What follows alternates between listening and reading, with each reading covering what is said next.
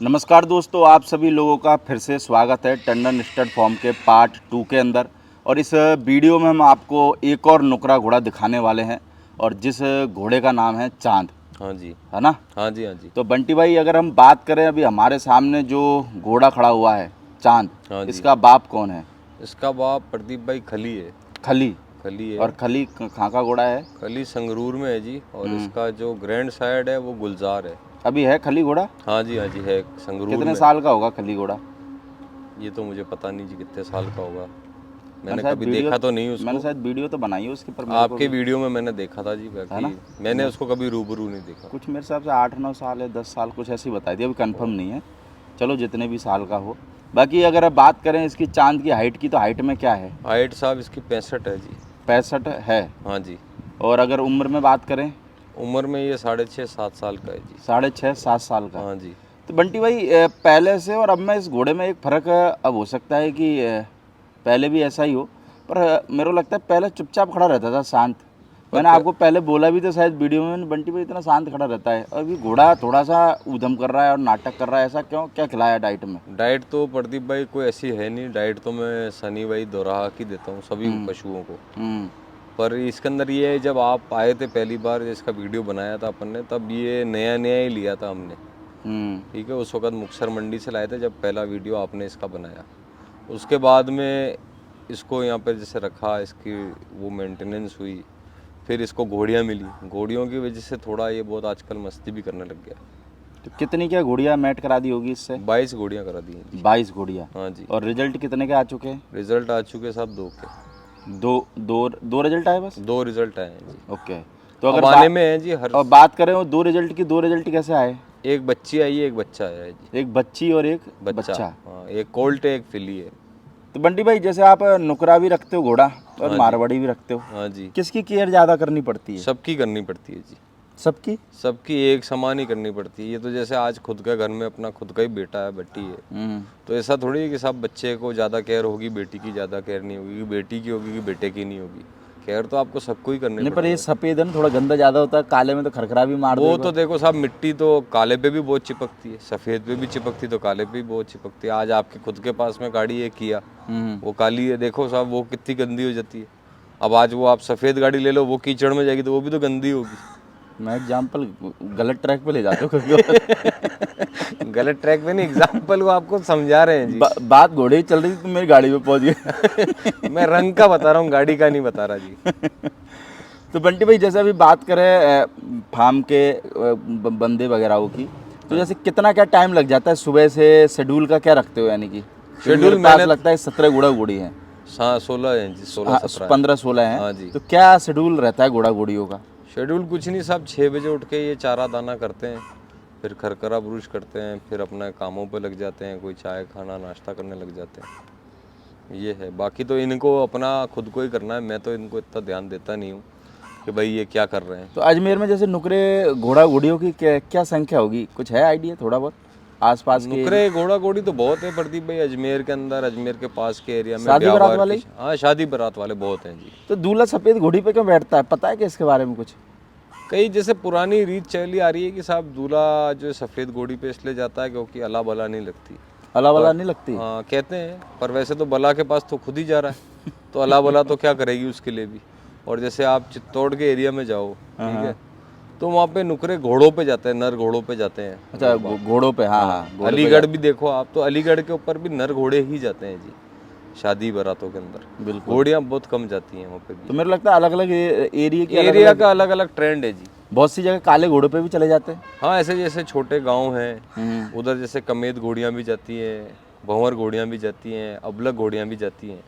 ऐसा नहीं है कि साहब नुकरा ही जाएगा, जिसकी जैसे मिलता है पशु वो उसी को ले जाता है शादी बारातों में। तो अभी आपने इसकी चांद की क्या कवरिंग फीस रख रखी है? 8,100 रुपये। 8,100? 8100 रुपये जी। क्यों 8,000 ही रख देते ना?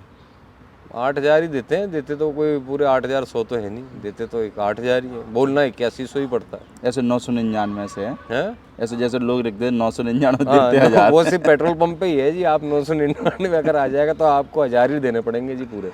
1 रुपये वापस नहीं मिलता कभी भी पेट्रोल पंप पे। वैसे यहाँ पे 8,000 ही मिलते हैं। तो जैसे जो लोग कवरिंग कराने आते हैं, जैसे कवरिंग का भी बहुत आजकल मुद्दा चल रहा है, कि भाई बहुत सारे लोग कहते हैं कि यार भाई साहब घोड़ी कवर करा के लेके गया, साले ने आज तक पैसे नहीं दिए। बहुत कहते हैं कि हम पैसे दे रहे हैं तो वो घोड़ी कवर नहीं कर रहा। वो सर देखो, ऐसे तो हाथ की हर उंगली बराबर नहीं है, ठीक है। कई ऐसे लोग हैं जो पैसे नहीं भी देते हैं, कई ऐसे लोग हैं जो पैसे देते हैं भी है, ठीक है। पर अगर जो जैसे पैसा दे रहा है उसको घोड़ी अगर वो अपने किसी स्टेलियन के पास ले जा रहा है, आज जैसे मान लो मेरे पास ही ले आया, ठीक है, और वो पेमेंट दे रहा है, तो मुझे उसकी घोड़ी को कवर कराना चाहिए। मैं क्यों इसका घोड़े का पशु का वंश रोकने को इच्छुक बैठा हूँ? घोड़े के कवरिंग ही नहीं दे रहे हो भाई। घोड़ा जो अगर आप किसी आम किसान के घोड़ियों पे, ब्रीडरों की घोड़ियों पे या बड़े फार्मों की घोड़ियों पे छोड़ रहे होगे अपना घोड़ा, तो आप ही का नाम करेगा साहब वो घोड़ा। आज जैसे मैं सोचो मेरा ही घोड़ा है शिवनाथ, ठीक है, इसके रिजल्ट बहुत सारे आ गए, ठीक। जब इसके रिजल्ट आ गए, चाहे मैं हूँ चाहे नहीं हूँ इस दुनिया में, पर उसके अंदर क्या होगा, ये बच्चा बच्ची जो भी होगा वो यही कहलाया जाएगा, ये शिवनाथ घोड़े का बच्चा बच्ची है जो टंडन स्टड फार्म पे था, ठीक है साहब। तो उसमें इज्जत नाम तो मेरा ही हो रहा है ना। आप बंटी भाई कैसे वैसे घोड़ा रखते हो, कितना टाइम हुआ है? 13 साल हो गए जी।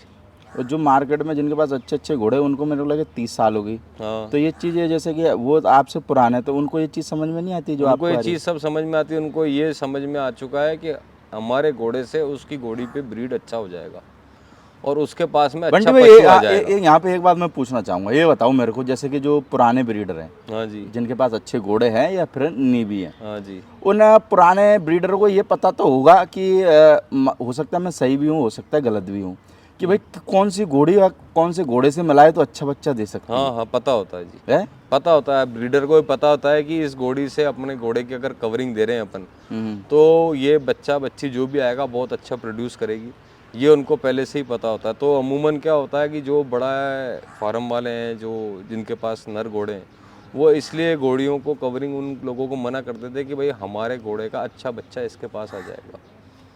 फिर उनकी चाव होती है लेने की। जब आपने उससे कवरिंग फीस ले ली तो फिर आप उसकी चाव छोड़ दो, या फिर जो उसकी रेट है उसको वो रेट दे के ले पशु, अगर वो बेच रहा है तो। जब बेचने को इच्छुक नहीं है तो फिर उसमें आपकी ज़बरदस्ती किस चीज़ की? नहीं तो वो तो उस टाइम ये थोड़ी सोचता है कि भाई इसने मेरे को फीस दी, वो तो ये सोचता है मेरे घोड़े का बच्चा है।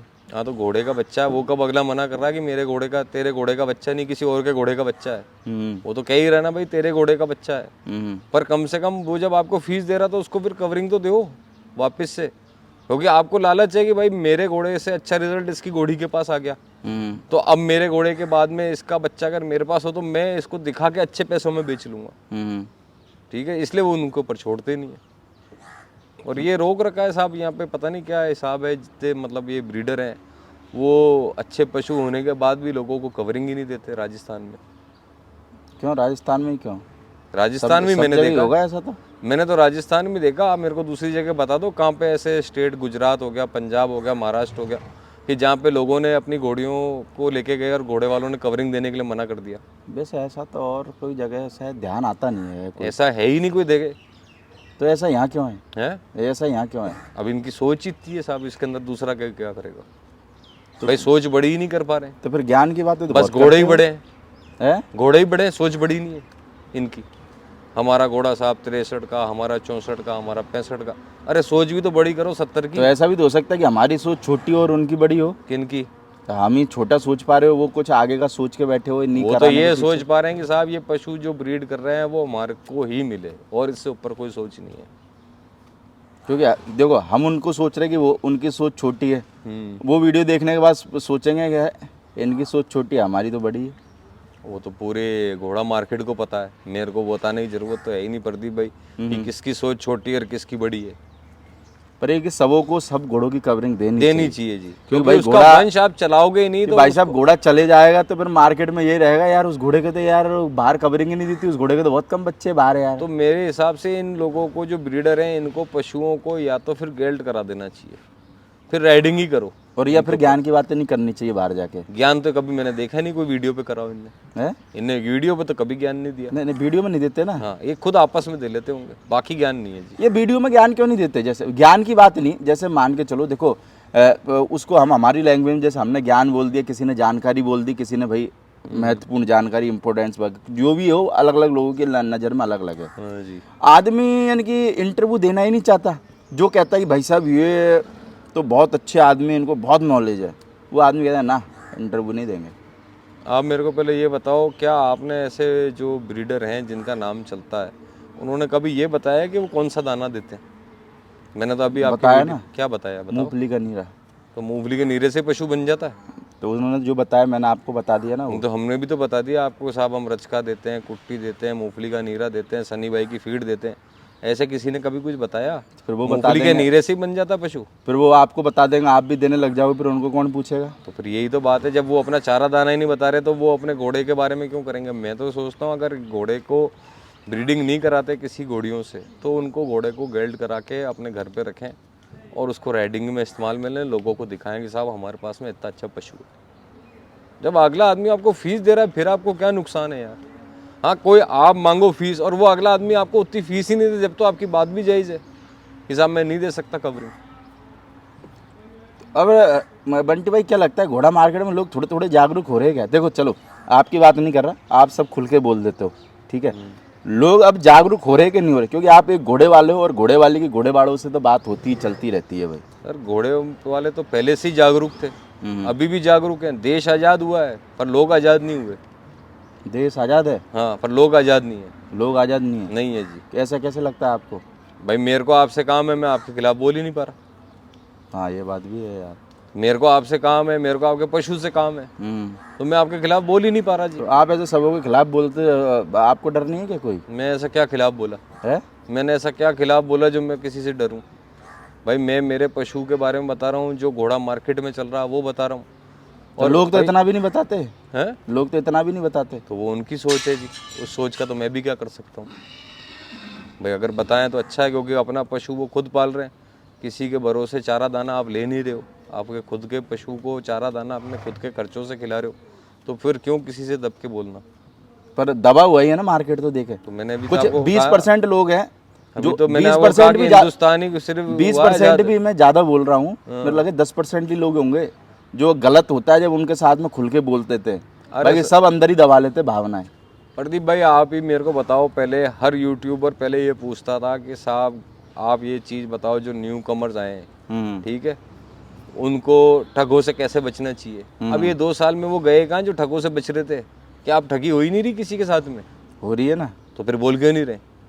जिगरा नहीं कोई है। देखो सामने वाला आदमी, उनको ऐसा लगता है ये भगवान है घोड़ा मार्केट भाई का। कोई किसी के साथ ठगी नहीं होती, ठीक है। आज मेरे को पशु पसंद आया, मैंने आपका पशु लिया, ठीक है, पर क्या मेरे कान के अंदर आके लोग बाग भड़काने वाले कि बताने वाले कि साहब इसका पशु बेकार था, ये घोड़ा जो है चल नहीं रहा था, कि इस घोड़े के पैर खराब थे, घोड़ी के अंदर बच्चादानी खराब थी, वो उसको भड़का भड़का के इतना पागल कर देते हैं कि वो आदमी उस डिप्रेशन में जाके ये सोचता है साहब मुझे ठगी कर ली। मैंने 2017 की बात बताऊं, मैंने सबसे पहले घोड़ी गहरी भाई से खरीदी 2017 में, ठीक है।